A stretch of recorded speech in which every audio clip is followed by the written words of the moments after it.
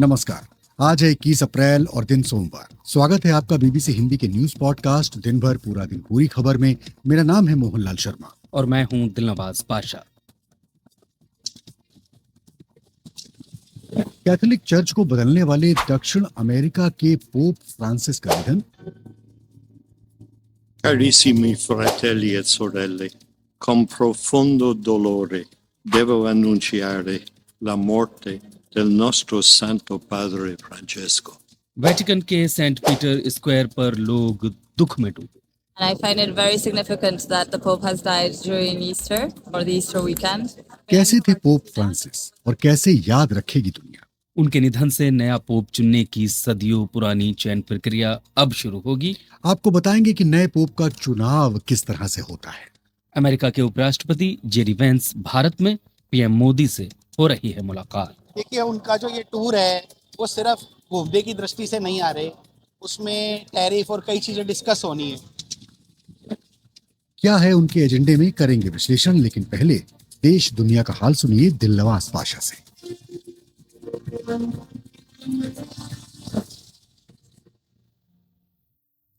Pope Francis का 88 साल की उम्र में लंबी बीमारी के बाद निधन हो गया है। Pope Francis Roman Catholic church का नेतृत्व करने वाले पहले लातिन अमेरिकी थे। वेटिकन ने एक बयान जारी कर बताया है कि पोप का निधन सोमवार सुबह हुआ। पोप का जन्म अर्जेंटीना में एक इतालवी प्रवासी परिवार में हुआ था। उनका जन्म का नाम जॉर्ज मारियो बर्गोग्लियो था। एक हैरान कर देने वाले फैसले में साल 2013 में पोप फ्रांसिस को कैथोलिक चर्च का प्रमुख चुना गया था। पोप फ्रांसिस के पार्थिव शरीर को शाम कॉफिन में रखा गया और उनका अंतिम संस्कार एक सप्ताह के भीतर होगा। फलस्तीनी रेड क्रिसेंट ने पिछले महीने 15 आपात स्वास्थ्य कर्मियों की मौत को लेकर इजराइल की सेना की रिपोर्ट को झूठ से भरा हुआ बताया है। इजरायली सेना ने इन स्वास्थ्य कर्मियों की हत्या के लिए पेशेवर खामियों को जिम्मेदार बताया है। इन हत्याओं में शामिल इजरायली सेना की यूनिट के डिप्टी कमांडर को निलंबित कर दिया गया है, लेकिन रेड क्रिसेंट ने कहा है कि यह रिपोर्ट अवैध और अस्वीकार्य है। गजा की सिविल डिफेंस एजेंसी ने इजरायली सेना पर स्वास्थ्य कर्मियों के नरसंहार के आरोप लगाए हैं, लेकिन इजराइल ने अपनी जांच रिपोर्ट में कहा है कि उसे ऐसे दावों के पक्ष में कोई सबूत नहीं मिले हैं।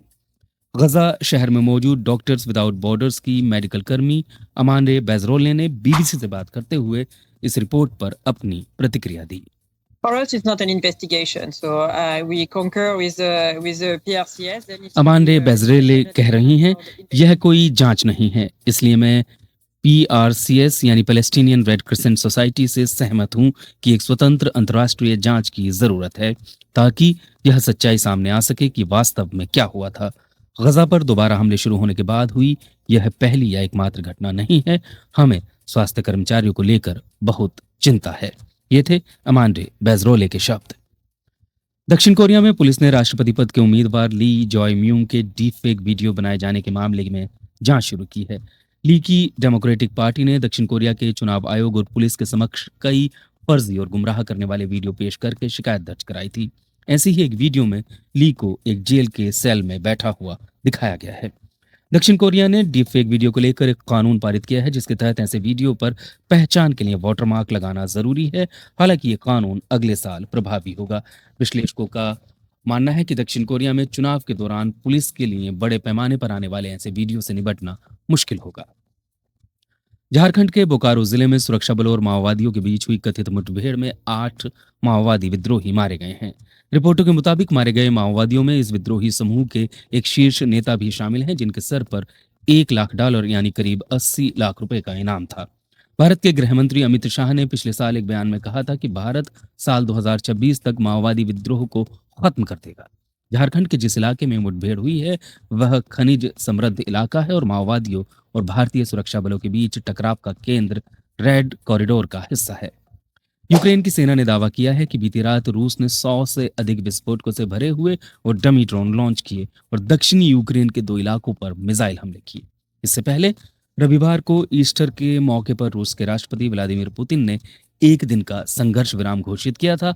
हालांकि दोनों ही पक्षों ने एक दूसरे पर इस संघर्ष विराम का उल्लंघन करने के आरोप लगाए।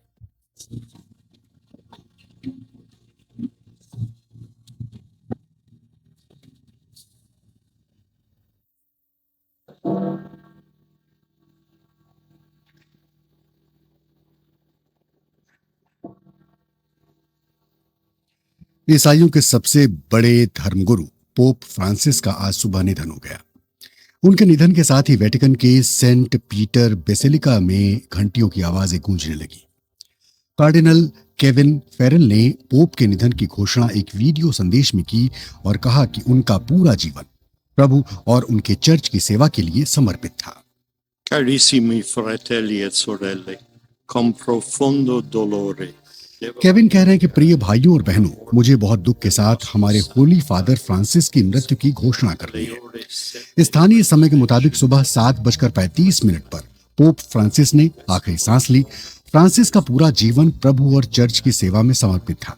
पोप फ्रांसिस ने हमको हमेशा मूल्यों, निष्ठा, साहस और सार्वभौमिक प्रेम के साथ जीना सिखाया, विशेष रूप से सबसे गरीब और सबसे हाशिए पर पड़े लोगों के पक्ष में।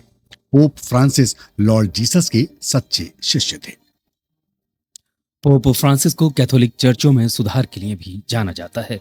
इसके बावजूद पोप परंपरावादियों के बीच भी लोकप्रिय थे। फ्रांसिस दक्षिण अमेरिका यानी अर्जेंटीना से बनने वाले पहले पोप थे। ईस्टर संडे को ही वेटिकन में सेंट पीटर्स स्क्वायर में पोप व्हीलचेयर पर बालकनी में लोगों के सामने आए थे और उन्होंने कहा था, प्रिय भाई और बहनों, आप सबको ईस्टर मुबारक हो। Cari fratelli e sorelle, buona Pasqua. प्रिय भाइयों और बहनों, आप सबको ईस्टर की शुभकामनाएं। पारंपरिक ईस्टर संबोधन में उनके सहयोगियों ने ये संदेश पढ़ा और पोप बैठे हुए थे। आशीर्वाद के बाद उन्हें स्क्वायर के चारों ओर ले जाया गया और जब वो भीड़ के बीच से गुजरे तो उनका जुलूस कई बार रुका, क्योंकि कई बच्चे उनके आशीर्वाद लेने के लिए इंतजार कर रहे थे। उनके निधन की खबर के साथ ही सेंट पीटर स्क्वायर पर लोग दुख में डूब गए। I find it very significant that the Pope has died during Easter or the Easter weekend. ये महिला कह रही हैं, मेरे लिए बात बहुत मायने रखती है कि पोप का देहांत ईस्टर पर या ईस्टर सप्ताहांत के दौरान हुआ है। मैं अर्जेंटीना से हूं और पोप भी अर्जेंटीना से थे, इसलिए हमारे लिए ये और भी मायने रखता है। ये हमारे लिए दुख का पल है और शुक्रगुजार होने का पल भी है। ये जिंदगी का जश्न भी है।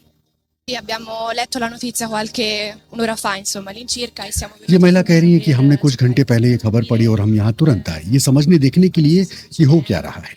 हमने देखा कि वेटिकन को सील नहीं किया गया है और वो सभी को अंदर आने दे रहे हैं। वेटिकन इस वक्त लोगों से भरा हुआ है। Ieri ho visto il Papa, ma lei... यहाँ मौजूद ये पुरुष इतालवी भाषा में कह रहे हैं, मैंने पिछले कुछ दिनों में पोप को देखा था और वो बहुत थके हुए लग रहे थे। वो लोगों के लिए बेहद सौम्य थे और मैं उन्हें बहुत पसंद करता हूँ। पोप फ्रांसिस के निधन पर फ्रांस के राष्ट्रपति इमैनुअल मैक्रो ने कहा, Il a durant tout son pontificat été aux côtés pope के रूप में अपने कार्यकाल के दौरान उन्होंने सबसे कमजोर और नाजुक स्थिति में जी रहे लोगों के साथ खड़े होकर विनम्रता और सहानुभूति का परिचय दिया। ये युद्ध और क्रूरता के इस दौर में और भी जरूरी है। पोप फ्रांसिस में दूसरों के प्रति, विशेष रूप से सबसे कमजोर लोगों के प्रति एक विशेष संवेदनशीलता थी और इस नजरिए में वो करुणा की उस परंपरा के प्रति निष्ठावान बने रहे जो उन्हें विशेष रूप से प्रिय थी। Pope Francis Roman Catholic church का नेतृत्व करने वाले पहले लैटिन अमेरिकी और जेसुइट थे।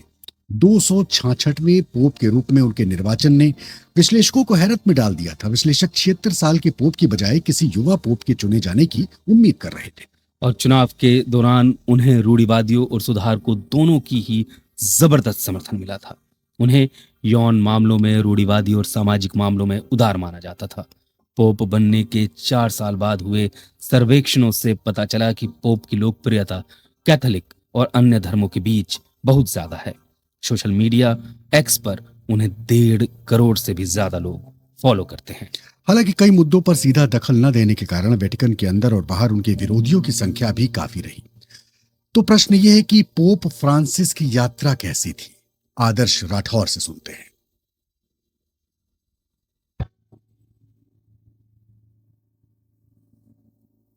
साल 2013 में उनके पोप चुने जाने से कई लोग हैरान थे, मगर उसके बाद बहुत कुछ बदलने वाला था।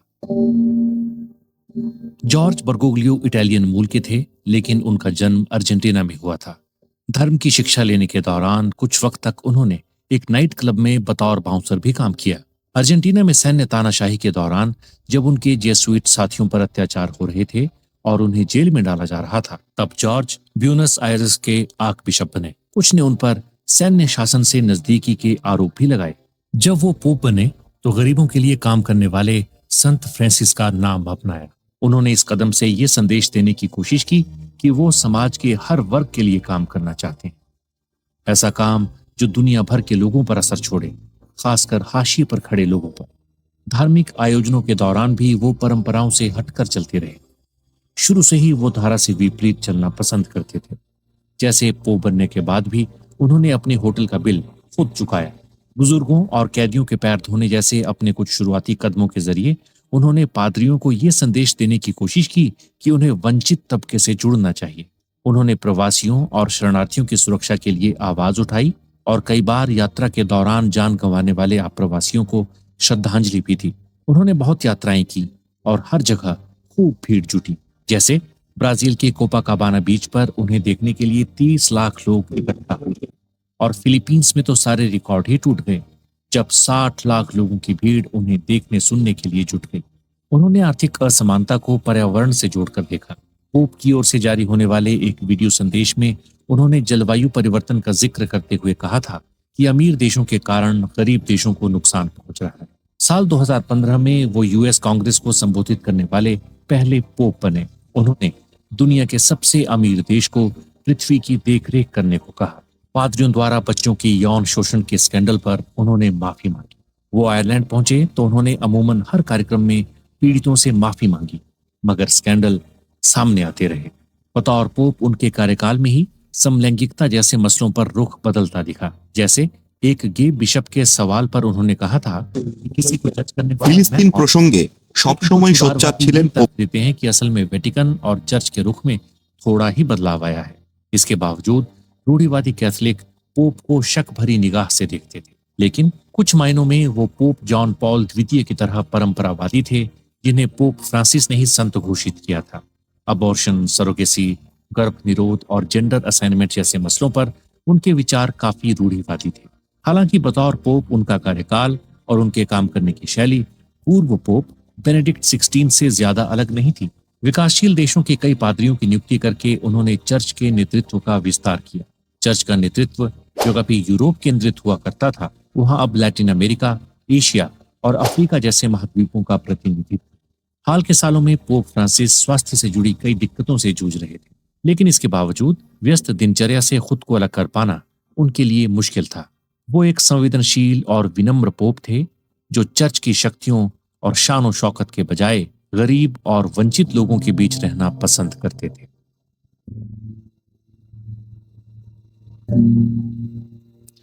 तो पोप फ्रांसिस के निधन के बाद अब आगे क्या होगा? कैसे होता है नए पोप का चुनाव? पोप के निधन के बाद दुनिया भर के सभी कार्डिनल नए पोप के लिए चुनाव के लिए जुटते हैं और ये सभी लोग कॉन्क्लेव में बैठते हैं। और एक बार जब कॉन्क्लेव शुरू हो जाता है तब तक उन्हें वहीं रहना होता है जब तक कि नया पोप न चुन लिया जाए। और इस समय दुनिया में 252 कार्डिनल हैं, जिनमें से 135 कार्डिनल पोप को चुनने के लिए वोट देंगे। तो दिलनवाज बताएं कि कैसे ये कॉन्क्लेव में होता क्या है, कैसे होता है? देखिए मोहनलाल, कॉन्क्लेव में सबसे ज्यादा जोर इस बात पर दिया जाता है कि गुप्त रहे। आधुनिक युग में मोबाइल, सेल्युलर फोन और ट्रांसमीटर रेडियो के आने के बाद इस कॉन्क्लेव को गुप्त रखना एक चुनौती और महत्वपूर्ण हो गया है। जहां सारे कार्डिनल बैठते हैं उससे पूरे क्षेत्र की जांच की जाती है और ये पुख्ता किया जाता है कि कोई भी जानकारी यहां से किसी भी तरह से बाहर ना आए। सारे कार्डिनल सिस्टीन चैपल में ही खाना खाते हैं, वोट डालते हैं और यहीं सोते भी हैं। सभी रेडियो, टेलीविजन और संचार के अन्य साधनों को यहाँ से हटा दिया जाता है और उन पर प्रतिबंध लगा दिया जाता है। कार्डिनल की देखभाल के लिए रसोई, डॉक्टर और कुछ नौकर यहाँ होते हैं। कोई भी कार्डिनल अपने किसी सहयोगी को लेकर कॉन्क्लेव में नहीं जा सकता है। 80 साल से कम उम्र के सभी कार्डिनलों के जमा होने के बाद लैटिन भाषा में आदेश दिया जाता है कि चुनाव प्रक्रिया में जो भी शामिल नहीं है वो बाहर चले जाएं। इसके बाद गेट बंद कर दिए जाते हैं। इसके बाद पूरी दुनिया नए पोप के चयन का बस इंतजार करती है। अब सवाल यह है कि ये वोट कैसे डाला जाता है। वोट डाले जाने की प्रक्रिया के बारे में वेटिकन ने कोई स्पष्ट जानकारी नहीं दी है। हर कार्डिनल एक कार्ड पर अपने पोप का नाम लिखकर प्लेट में रख देता है। और हमें मालूम है कि इन सभी को एक जगह पर जमा कर दिया जाता है और इस बीच कोई भी बातचीत नहीं होती है। और जब सभी कार्डिनल अपने पसंदीदा पोप का नाम लिख देते हैं तो 2 चरणों की गिनती के बाद इन कार्डों को जला दिया जाता है। अब किसी भी पोप को बनने के लिए आधे से अधिक वोटों की जरूरत पड़ती है। कॉन्क्लेव के 2 दौर होते हैं और इसके लिए अलग अलग ज़रूरतें होती हैं और मतदान की परंपरा के हिसाब से इनको स्टोव पर जलाया जाता है और ये नए पोप के चुनाव का संकेत है। अब इसमें जो जलाया जाता है तो एक धुआं आता है। जी, जब हाँ, वो वोट क्या मत चीज़ डलते है? हैं। जी हाँ। बिल्कुल, सेंट पीटर्स स्क्वायर पर इंतजार करते लोगों को इन मतपत्रों के धुएं का रंग ही बताता है कि पोप का चुनाव हुआ है या नहीं। अगर धुएं का रंग सफेद होता है तो इसका अर्थ यह हुआ कि नया पोप चुन लिया गया है।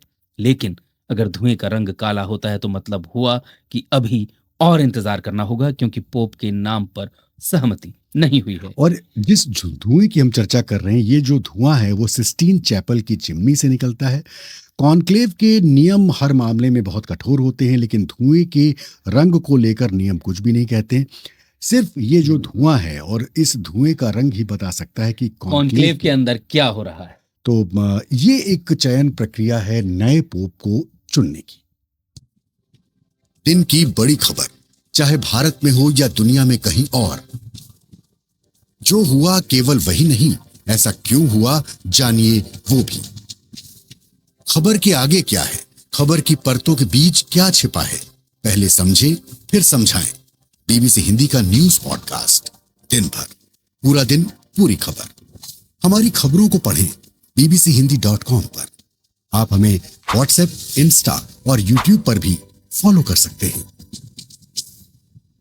और दिलनवाज पॉडकास्ट में अब बात करते हैं भारत की। और भारत में अमेरिका के उपराष्ट्रपति जेडी वैंस अपनी भारतीय अमेरिकी मूल की पत्नी उषा वैंस और 3 बच्चों इवान, विवेक और मीराबेल के साथ 4 दिवसीय दौरे पर भारत में हैं। जी बिल्कुल, वैंस जब नई दिल्ली के पालम हवाई अड्डे पर उतरे तो भारत के केंद्रीय मंत्री अश्विनी वैष्णव ने उनका स्वागत किया। उपराष्ट्रपति के रूप में वैंस का ये पहला भारत दौरा है। वैंस ऐसे समय में भारत आए हैं जब अमेरिका की टैरिफ नीतियों की वजह से वैश्विक कारोबार में तनाव की स्थिति है। और अमेरिका हिंद प्रशांत क्षेत्र में बढ़ रहे चीन के प्रभाव को कम करने के लिए, घटाने के लिए भारत की भूमिका महत्वपूर्ण देखता है। और दुनिया के कारोबार में अमेरिकी टैरिफ नीतियों की वजह से आए तनाव को देखते हुए अमेरिकी उपराष्ट्रपति का 4 दिवसीय भारत दौरा बहुत महत्वपूर्ण है। और भारत के लोगों को भी वैंस के इस दौरे से काफी उम्मीदें हैं। देखिए, उनका जो ये टूर है वो सिर्फ घूमने की दृष्टि से नहीं आ रहे, उसमें टैरिफ और कई चीज़ें डिस्कस होनी है। और मुझे ऐसा लगता है कि हमारे लिए, भारत के लिए अमेरिका दिन बढ़ेगा ही और वो इसके प्रति सकारात्मक रुख अपनाएंगे। महत्वाकांक्षा हमारी उनके प्रति तो यह है कि भारत से अच्छे संबंध रहे, हमें मदद करे।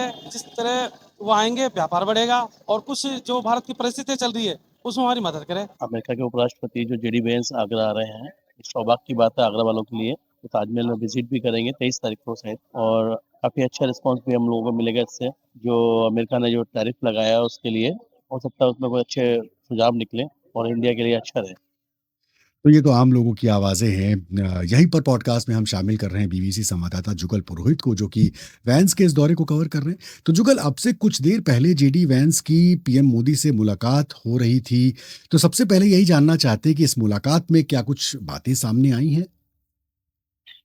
देखिए, अभी तक जो जानकारी मिल पाई है वो ये है कि इस मुलाकात को दरअसल शुरू होना था शाम के 6:30 के आसपास। अभी ये साफ नहीं है कि ये 6:30 को शुरू हुई या फिर उससे और उसमें विलंब हुआ, ये अभी साफ नहीं है।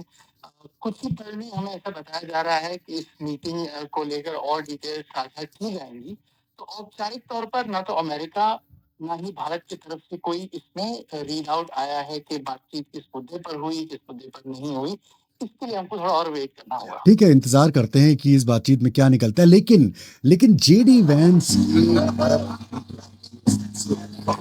क्या है? लोग कह रहे हैं टैरिफ वॉर, और जो भारत द्विपक्षीय बात कर रहा है वही है।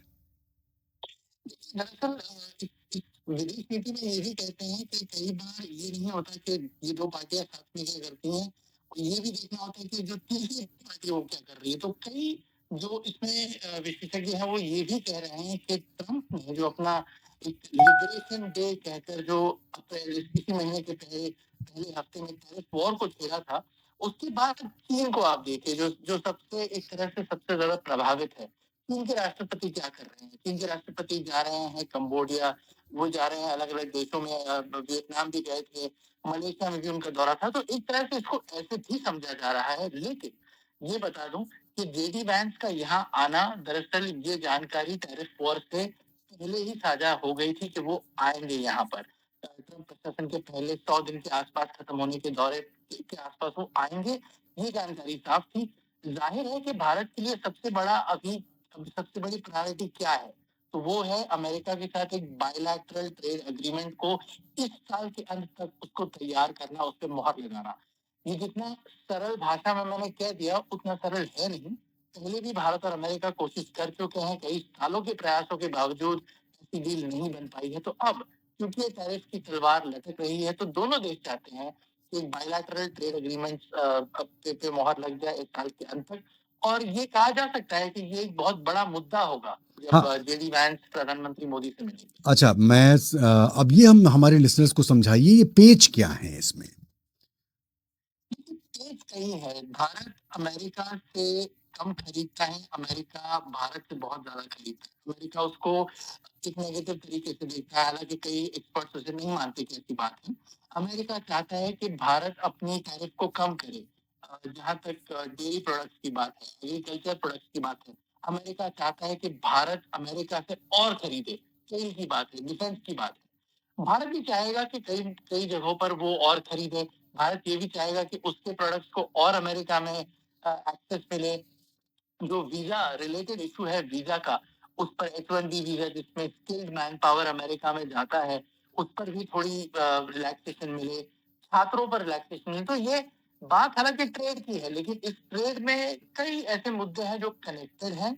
और अल्टीमेटली ये है कि दोनों देश के राष्ट्रपति ट्रंप और प्रधानमंत्री मोदी जो फरवरी में अमेरिका में मिले थे, तो उन्होंने कहा था कि वो बायलैटरल ट्रेड एग्रीमेंट तो चाहते ही है, लेकिन अपने ट्रेड को बढ़ाकर $500 बिलियन बनाना चाहते हैं 2030 तक। ये एक बहुत ही एम्बिशियस लक्ष्य है। अभी तो 200 बिलियन के कम का आंकड़ा है। तो इसमें कई पेच हैं, लेकिन at the heart of it जिसको कहते हैं वो ये है कि अमेरिका चाहता है कि भारत उससे और खरीदे ताकि अमेरिका ट्रेड डेफिसिट को थोड़ा कम कर पाए, जो फिलहाल भारत के फेवर में है। भारत का जो दवा निर्यात है, जो कि अमेरिका के लिए बहुत इम्पोर्टेंट है, और अभी तो टैरिफ नहीं लगा दवाओं पर, ये जो फार्मा सेक्टर है बच गया। लेकिन हाँ, तो मैं इसी पे आ रहा हूँ। लेकिन ट्रंप ने कहा कि भाई कोई चीज छूटेगी नहीं। अगर कोई चीज नहीं छूटेगी तो इसका मतलब ये है कि ये सेक्टर भी इससे अप्रभावित रहेगा, मतलब प्रभावित होगा ही होगा। क्या इस डिस्कशन में इन मुद्दों पर जिनको की अभी छूट मिली हुई है वो भी बात हो सकती है?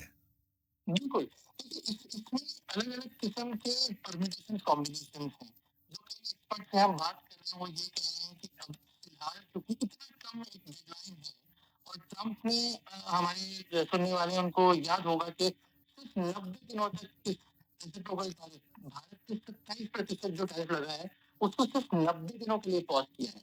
तो प्रेशर ये भी है कि उस 90 दिन की डेडलाइन के पहले का एक इंटरिम डील भारत और अमेरिका अनाउंस कर सकता है, जिससे कि वो 90 दिनों के बाद भारत को कम से कम रियायत मिल जाए। एक बात वो है। दूसरी बात ये है कि क्या पूरी तरह से कॉम्प्रिहेंसिव डील जो आज तक नहीं हो पाई, वो ना होकर क्या एक छोटी डील, एक मिनी ट्रेड डील हो सकती है, जिससे कि भारत के जो बड़े बड़े एक्सपोर्ट्स हैं वो बच पाए। उसमें फार्मा हो सकता है, उसमें जेम्स हो सकता है, उसमें गारमेंट्स हो सकता है। तो कई परम्यूटेशंस कॉम्बिनेशंस हैं। इसीलिए इसको बहुत ही बारीकी से देखा जा रहा है कि ट्रेड डील पर आगे ये दोनों देश एक साथ कदम कैसे रखते हैं, क्योंकि चुनौतियां कई हैं दोनों के सामने। बहुत बहुत शुक्रिया जुगल पुरोहित इस पॉडकास्ट पूरा दिन पूरी खबर में शामिल होने के लिए। और नज़र हमारी इस खबर पर रहेगी कि आने वाले दिनों में आखिरकार दोनों देशों के जब नेताओं के बीच बातचीत होती है तो किस तरह की बातें सामने निकल कर आती हैं, उसका इंतज़ार करना पड़ेगा। लेकिन फिलहाल हम आपको एक सूचना देने जा रहे हैं जो बहुत जल्द कुछ होने वाला है। मेरा नाम है इरफान और मैं लेकर आ रहा हूं कहानी जिंदगी की। ये होगा 3रा सीजन। बीबीसी की इस खास सीरीज में आप सुनेंगे उन लोगों की जिंदगी की कहानी जो मशहूर हैं, लेकिन उनके बारे में बहुत कुछ ऐसा है जो हम और आप नहीं जानते। यह है दिल से दिल तक की बातचीत का सिलसिला। कुछ अनकही कहानियां, कुछ भावुक पल, जिंदगी के वो अनुभव जो हैं सबके लिए। हर शुक्रवार आप सुनेंगे कहानी जिंदगी की पूरी तसल्ली और इत्मीनान से मेरे यानी इरफान के साथ। कहानी जिंदगी की वही सुनाएंगे जिन्होंने वो कमाल की जिंदगी जी है।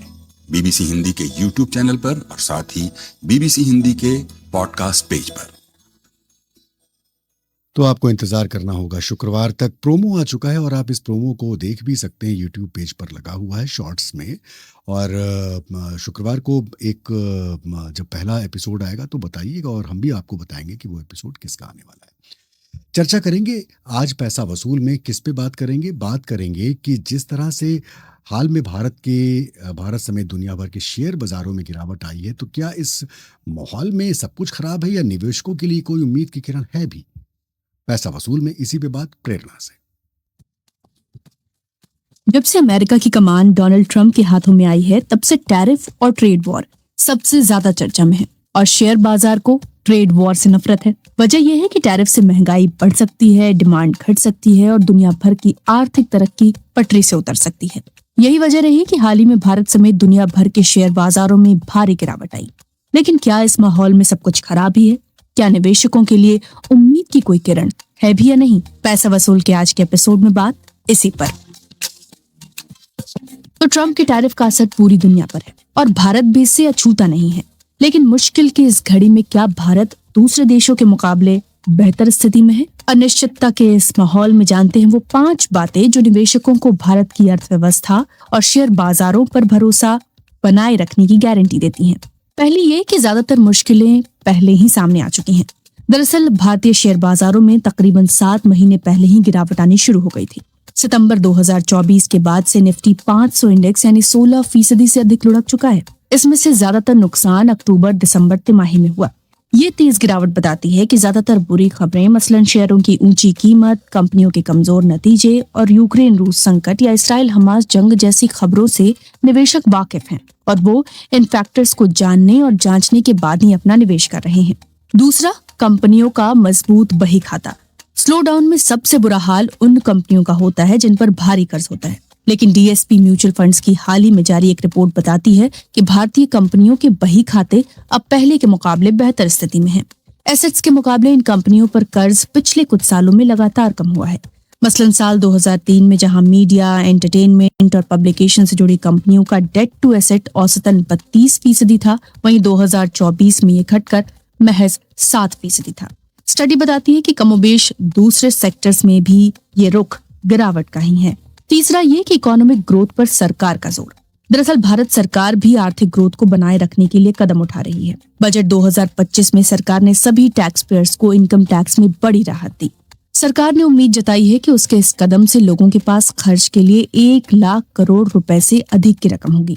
वित्त वर्ष 2025 की पहली और दूसरे तिमाही में चुनावों के कारण विस्तार योजनाओं पर खर्च की रफ्तार कुछ धीमी पड़ी थी, लेकिन इसके बाद सरकार ने विस्तार पर खर्च बढ़ाया है। इन कदमों से डिमांड में तेजी आ सकती है। यही वजह रही कि आंशिक गिरावट के बाद अक्टूबर-दिसंबर तिमाही में जीडीपी ग्रोथ वापस 6.2% के स्तर पर पहुंच गई थी। भारतीय रिजर्व बैंक ने अब अनुमान लगाया है कि वित्त वर्ष 2025-26 में आर्थिक ग्रोथ 6.5% रह सकती है। चौथा, रिजर्व बैंक की बड़ी राहत। आर्थिक ग्रोथ पटरी से ना उतरे, इसके लिए रिजर्व बैंक भी कदम उठा रहा है। इस साल अब तक ब्याज दरों में 2 बार कटौती हो चुकी है। यही नहीं, बैंकिंग सिस्टम में नकदी बढ़ाने के लिए भी रिजर्व बैंक कदम उठा रहा है। इससे रेट कट का फायदा सीधा कस्टमर्स को मिल सकेगा। इसके अलावा आरबीआई ने अपना स्टांस न्यूट्रल से बदलकर एकोमोडेटिव कर दिया है। जब भी ऐसा होता है तो रिजर्व बैंक सिर्फ 2 ही विकल्पों पर विचार करता है, ब्याज दरों में कटौती या फिर किसी तरह का कोई बदलाव नहीं करना। मतलब साफ है कि अगले कुछ समय तक ब्याज दरों में तो बढ़ोतरी नहीं होने जा रही। आखिरी और 5वीं बात ये कि टैरिफ वॉर का भारत पर बहुत असर नहीं होगा। दरअसल टैरिफ वॉर का सबसे ज्यादा असर उन अर्थव्यवस्थाओं पर पड़ता है जो एक्सपोर्ट ज्यादा करती हैं, लेकिन भारत की अर्थव्यवस्था एक्सपोर्ट ड्रिवन नहीं है। गोल्डमैन सैक्स ने अनुमान लगाया है कि टैरिफ से भारत के जीडीपी पर 0.1% से 0.6% तक असर हो सकता है। साथ ही सरकार इस असर को कम करने के लिए अमेरिका के साथ ट्रेड डील पर पहले ही बातचीत शुरू कर चुकी है। तो कह सकते हैं कि ट्रेड वॉर से कुछ दर्द तो होगा, लेकिन नॉकआउट पंच शायद ना लगे। अब आखिर सवाल ये कि निवेशकों को करना क्या चाहिए। ट्रंप ने अपने टैरिफ फिलहाल 90 दिनों के लिए टाल दिए हैं, तो बाजार इस फैसले से गदगद है। लेकिन इसका मतलब ये नहीं कि बाजार अब सरपट तेजी की राह पकड़ने वाला है। कोई नहीं जानता कि बाजार कब किस करवट बैठेगा, लेकिन निवेशक राहत की सांस ले सकते हैं कि बुरी खबरों के बीच भारतीय अर्थव्यवस्था में कई अच्छे फैक्टर्स भी हैं। जानकारों का कहना है कि दुनिया भर में घट रही घटनाओं से घबराए नहीं, लेकिन इतने भी आश्वस्त ना हो कि घरेलू बाजार में सब कुछ अच्छा ही दिख रहा है। बैलेंस्ड अप्रोच रखें, क्वालिटी पर फोकस करें और हाँ, इन हालात में पोर्टफोलियो रीबैलेंसिंग को सबसे अच्छी स्ट्रेटजी माना जा सकता है। पैसा वसूल के आज के एपिसोड में इतना ही। और इसी के साथ आज के पॉडकास्ट दिन भर पूरा दिन पूरी खबर में इतना ही। लाइव स्टूडियो और प्रोडक्शन की जिम्मेदारी संभाल रहे थे तिलक राज भाटिया। अब आपसे मुलाकात होगी कल यानी कि मंगलवार को। मुझे और दिलनवाज पाशा को दीजिए अनुमति। हमें सुनने के लिए शुक्रिया। कल फिर से आइएगा। नमस्कार।